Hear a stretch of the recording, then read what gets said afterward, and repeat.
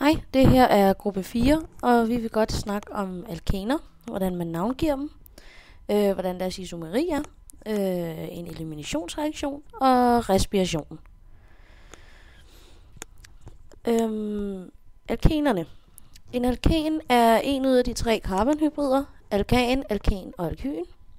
Forskellen mellem en alkan og de 2 andre karbonhybrider er, at en alkan indeholder en dobbeltbinding mellem 2 carbonatomer. Og det kan vi også se på vores eksempel på højre side, hvor vi har en dobbeltbinding mellem det første og det andet carbonatom. Herudover har alkanmolekylerne en plan opbygning og har en låst bevægelighed.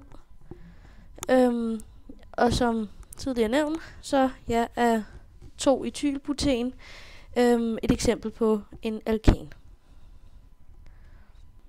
Hej, det her er gruppe 4, og vi vil godt snakke om alkaner, og hvordan man navngiver dem, deres isomeri. Så vil vi også komme ind på eliminationsreaktionen og respiration. Meget kort om respiration. Alkanerne. En alkan er en ud af de 3 karbonhybrider, alkanerne og alkynerne. Forskellen mellem en alkan og de 2 andre karbonhybrider er, at en alkan indeholder en dobbeltbinding mellem 2 carbonatomer. Og herudover har alkanmolekylerne en plan opbygning og har en låst bevægelighed. Og som et eksempel på en alkan, det har vi her til højre, som er etylbuten, hvor vi kan se, der er en dobbeltbinding mellem det første og det andet carbonatom. Så er der lidt om navngivningen. Alkanernes navne, de dannes ud fra alkanernes navne, kan man sige.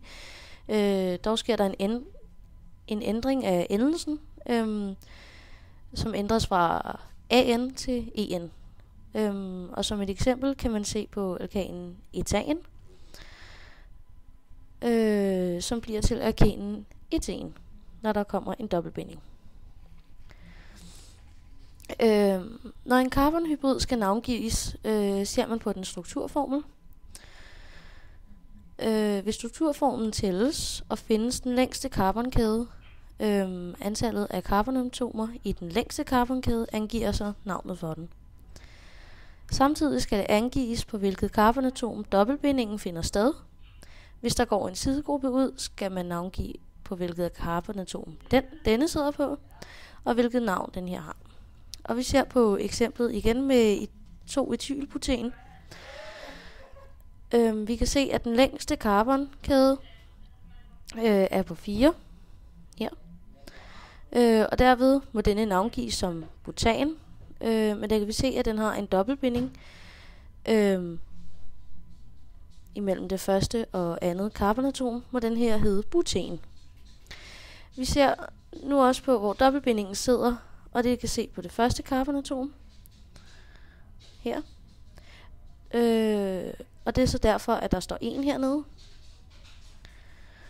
Så ser vi på, hvor sidegruppen sidder, og hvilket navn den har.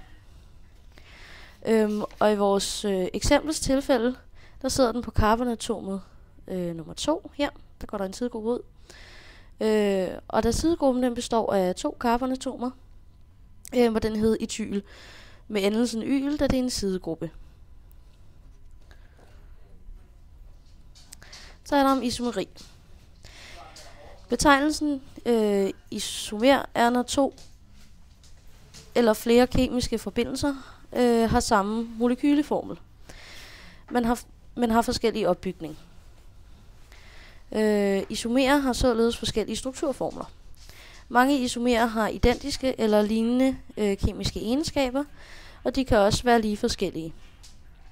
Isomerer kan desuden have samme eller forskellige fysiske egenskaber. Og vi ser et eksempel på 2 isomerer, som har molekyleformen C3H8O. De 2 strukturformler har samme antal atomer, men atomerne er sat sammen på forskellige måder. Den første er en primær alkohol. Vi ser den første her. Den anden er også en alkohol. Den er dog sekundær, hedder 2-propanol Og forskellen mellem de to er, strukturer er, hvor på kulstofskædens alkoholgruppe OH sidder. Og vi kan se, at OH-gruppen sidder på det tredje carbonatom i den sekundære alkohol.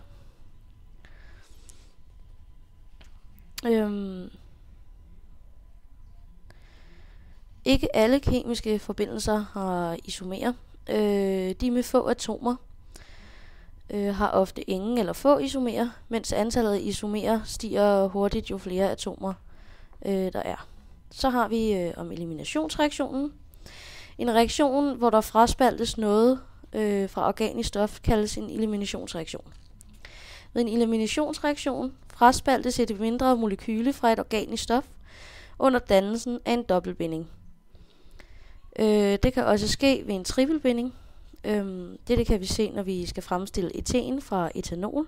Her dannes der en dobbeltbinding, og der fraspaltes H2O.